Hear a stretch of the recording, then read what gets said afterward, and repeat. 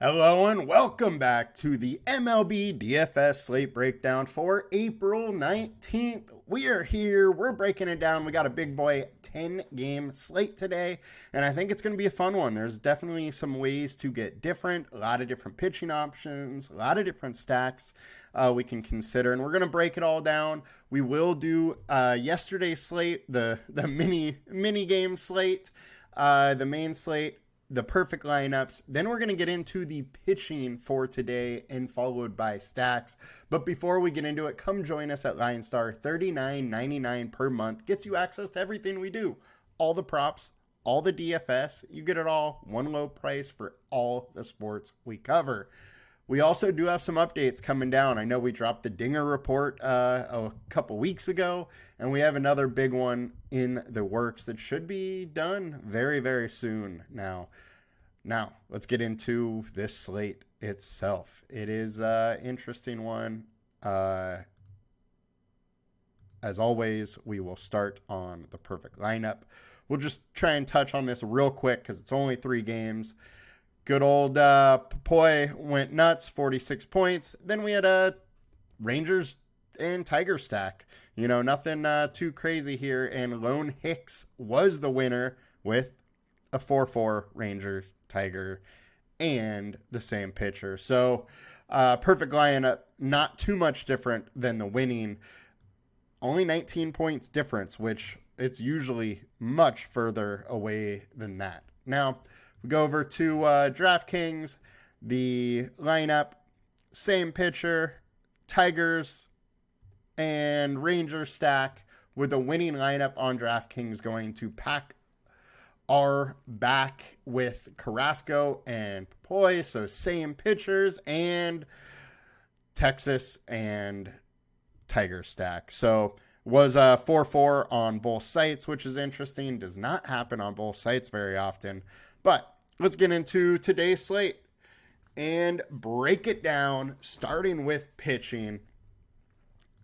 Slate is a interesting one. So highest owned pitchers is where we will start, and we got Freddie Peralta, 9,500, 23% owned. And I mean, what can you say? Freddie P has been very, very good so far to start this year. He has that high K upside that we know and love. And the Cardinals haven't been great. They have been hitting a little bit better. Nootbaar is back, which definitely helps their offense.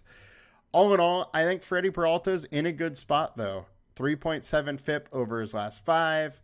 The ERA, 4.56 over that span, but not really that worried about it. He's been pitching very well. The one thing to worry about, StatCast data doesn't look all that great. 33% hard contact, 27% line drive. So guys are putting the barrel on the ball when they do hit him. 5 barrels and 36 batted balls isn't a great spot either. The opponent splits actually favor the Cardinals a little bit, and BVP 280 average. Now, one of the things I would say, probably don't put too much stock in that. And the reason being is if you look at what they have done versus him over the last couple years, it's really just, 2 blow-up games that got it done. Now, that is one reason to definitely not go all in on Peralta and maybe have some Cardinals in your stacks, because they can get to him and have 6 runs and 5.1 in 2023, 6 runs and 3 innings in 2022. So they definitely can get to him. However, last 73 at bats, only hitting 230 off him. Combined K rate, 28%. And that's really the reason that he is in consideration here. Just huge upside, huge K upside. So I like Peralta. He is definitely one of the pitchers I'm going to have some of. Jack Flaherty is next. So Flaherty is 7,700, but his strikeout line for props is all the way up at 6.5. So there is some nice K upside.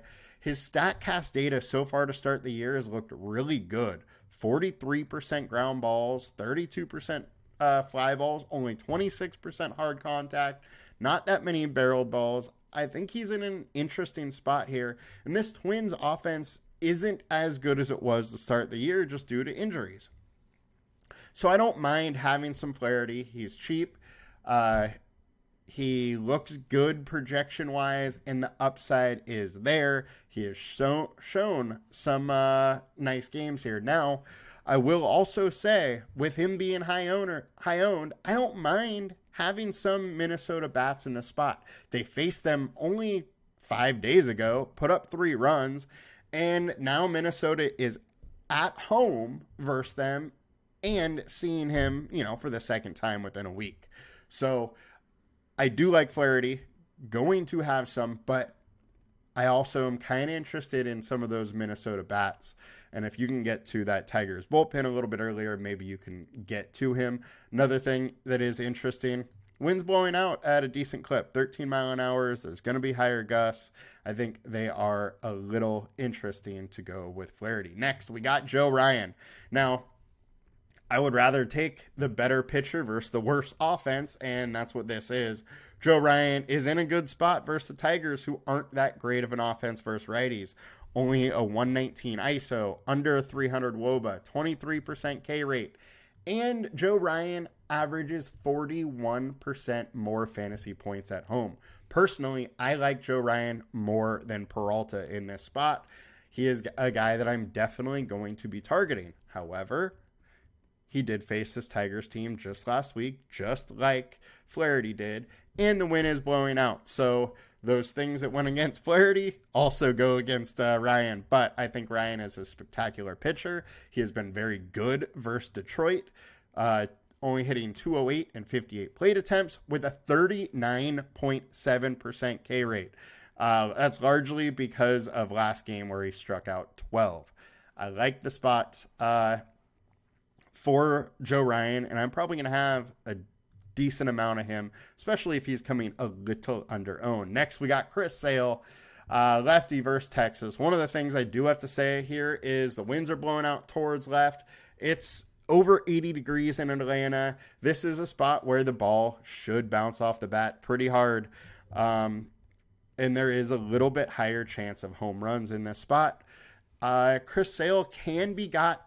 He can be a bit inconsistent, but there is very big upside here with his 29% K rate. His StatCast data has looked really good. The opponent splits aren't that favorable for Texas. They don't hit lefties that well. 304 WOBA, 23% K rate. They can hit lefties hard, 161 ISO. They do have a lot of good power bats there, but as long as he can keep guys off base and limit the runs to, single home runs or a home run to solo shots, then I definitely like his chances. 24.7% combined K rate is a bit interesting.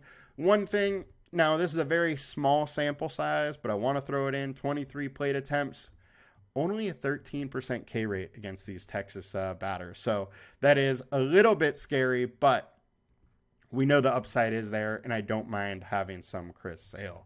Next, we got Blake Snell. Blake Snell's in a spot where I actually think he's probably going a little under-owned. He had 2 very bad outings, one versus Washington, one versus Tampa Bay. 7 runs in 4 innings, 3 runs in 3 innings. His pitch count got up to 78 last game. I do think he's probably going to be in the low 90s pitch count-wise now. So pretty much he can go all out. Now, the worry here, Arizona versus lefties, 168 ISO, 350 WOBA, only a 19% K rate.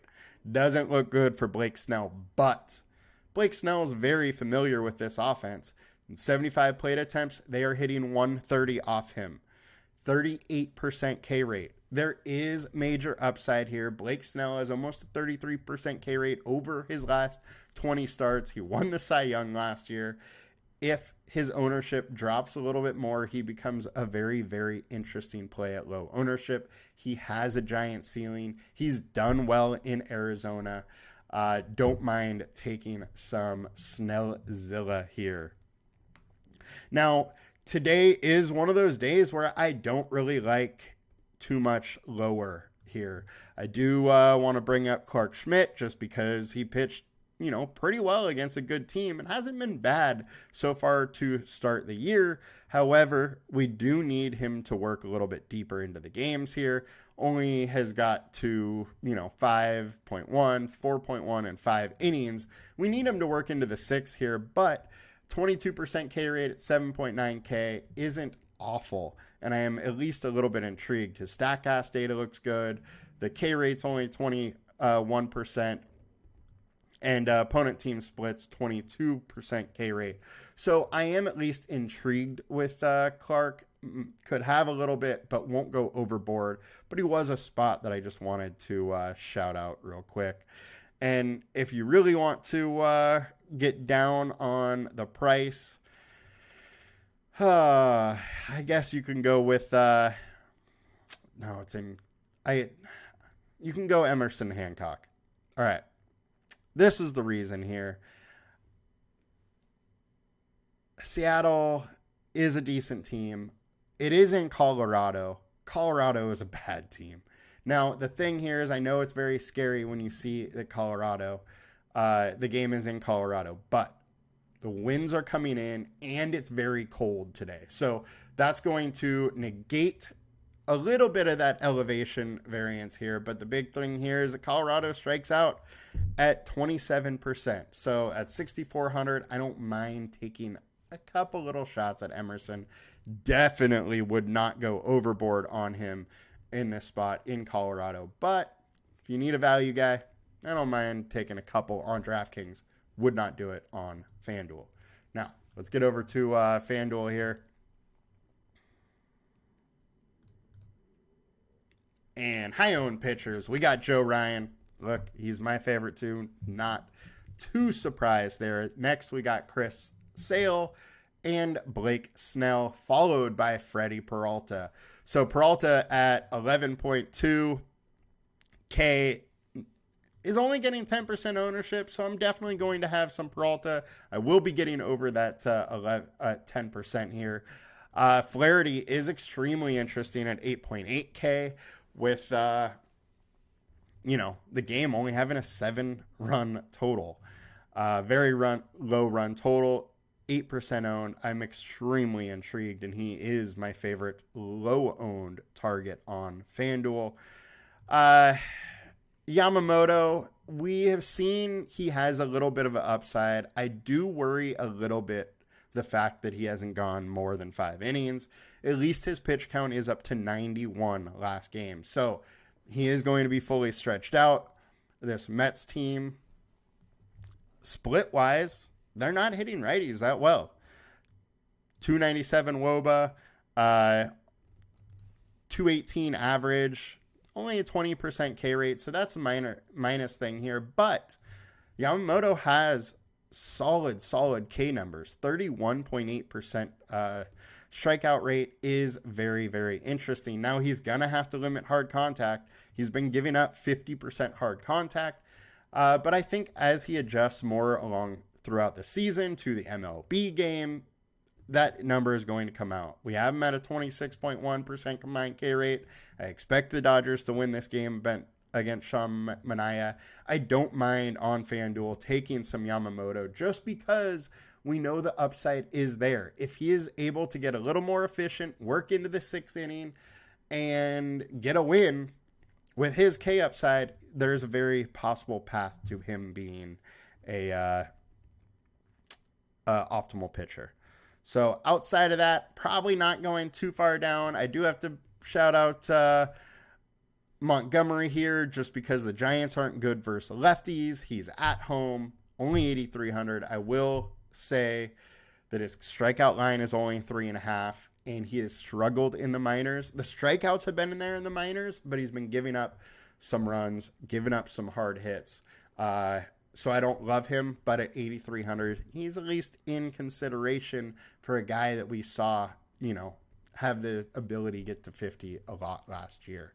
So that will do it for pitching, and let's get over to some stacks.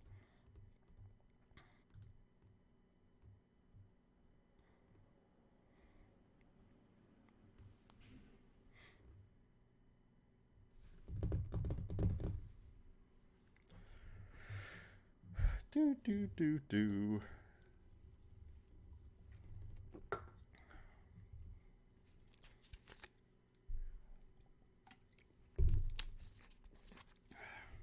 All right.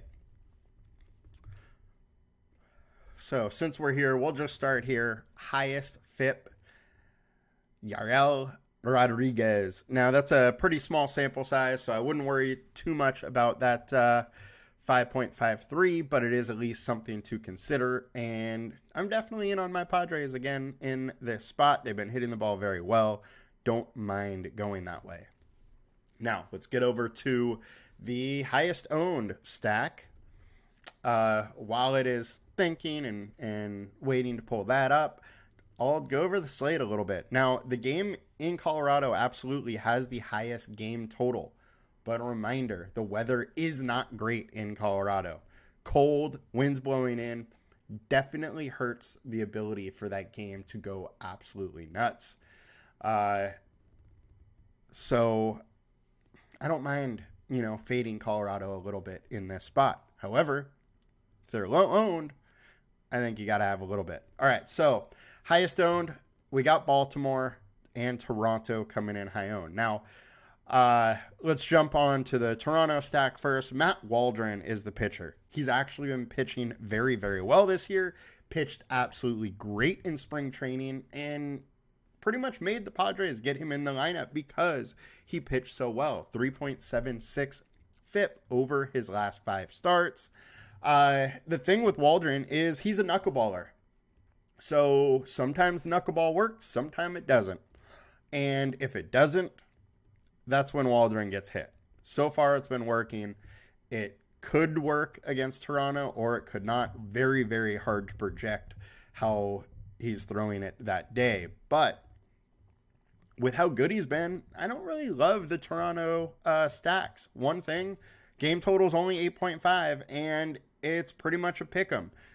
Odds are very, very similar. The implied total is only 4.5. It's, decent, but not great.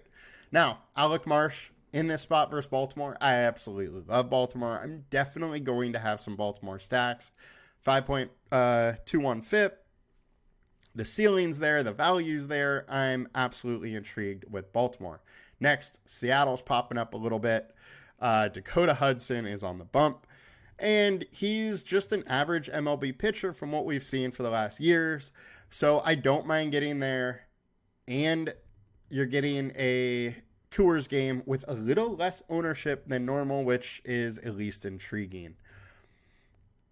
Now, 68% ownership, 75% ownership is not something that's so high owned that I would not consider it. Now, let's get over to the projection, highest projected stacks. And one of these days it will come up.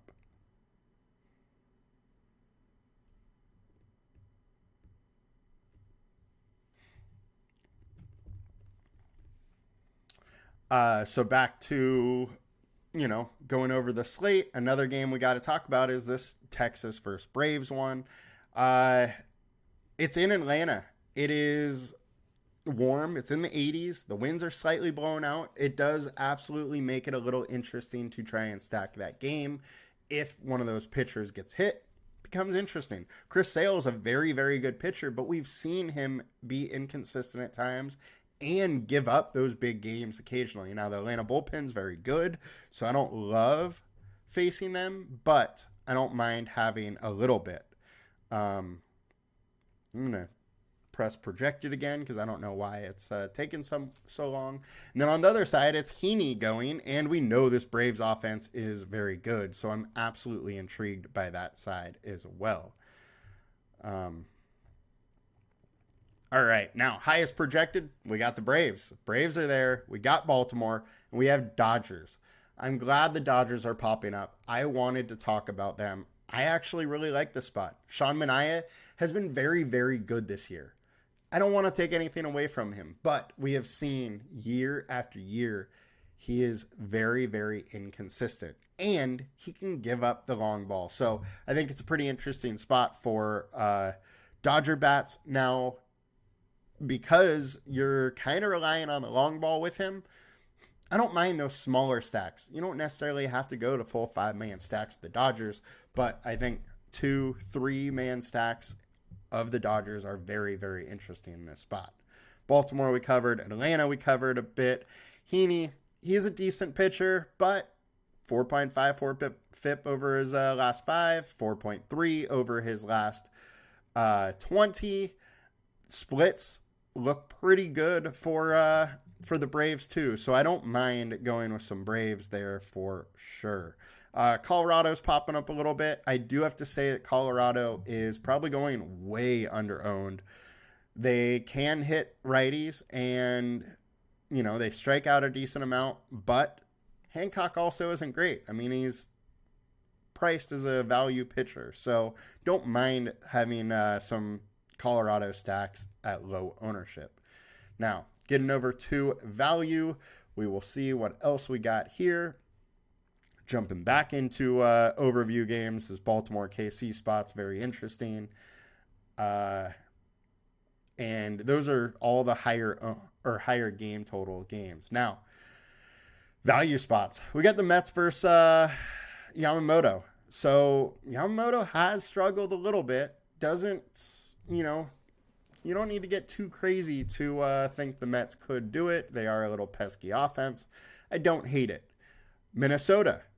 I love this as a value spot. We know Flaherty's a solid pitcher. He's been good so far this year, but he does have those blow-up games. So that's what we're intrigued on. Don't mind taking some there. Don't love the Tigers against Joe Ryan, but, I mean, any pitcher can get hit on its day. Matt Waldron, another guy that can give it up. He's a knuckleballer, and if that knuckleball isn't working, the ball flies. Lastly, we'll get into the highest ceiling. We know that this is going to be a spot where it is likely going to be Baltimore, Atlanta, Colorado, a Colorado game, I would say, and Dodgers. And sure enough, that's exactly what it is. Although Milwaukee is sneaking in there a little bit. Milwaukee just did have a tough series. They're facing Kyle Gibson, though, who Kyle Gibson is a guy that can absolutely get lit up. 5.78 FIP over his last 5 games, 4.77 over his last 20.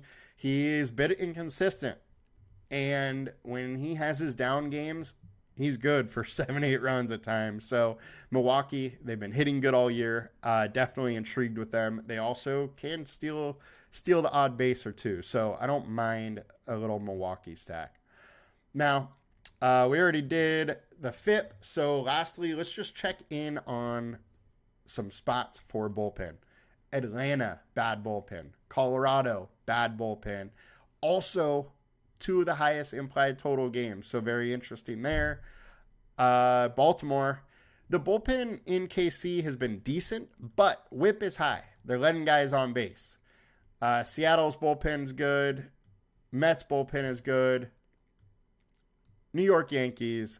Wind is blowing in, and it is a little bit cool in New York, but that Tampa Bay bullpen is bad, and Toronto's bullpen has been terrible. Another thing with Rodriguez here, he's given up a lot of hard contact. 92 mile an hour average exit velocity is the highest on the slate. 37.5% hard contact rate is near the highest on the slate. So I think Padres are absolutely in play in this spot. And then I think you got to consider the Guardians. Joe Boyle has high upside as far as his K department, but he allows a lot of guys on base. I think he's walked like 3 in every game, or 3+. So the Guardians, they can put a lot of balls in play. Oakland defense isn't great, and if he's letting guys on base with free walks, it becomes a nice environment for the Cleveland to score some. Now, one thing I have to say is they're not hitting Boyle very hard, and the bullpen's been good. So those count against the Guardians stack, but I'm going to at least have some. I'm intrigued, to say the least. Now, that'll do it for us today, guys. Covered it all. It was a good one. Good week. I will be back next week. Please like, comment, and subscribe on the video. Helps a ton to just get a little more reach and keep giving you guys videos for free. Adios, guys. Good luck. Let's make some money. Bye.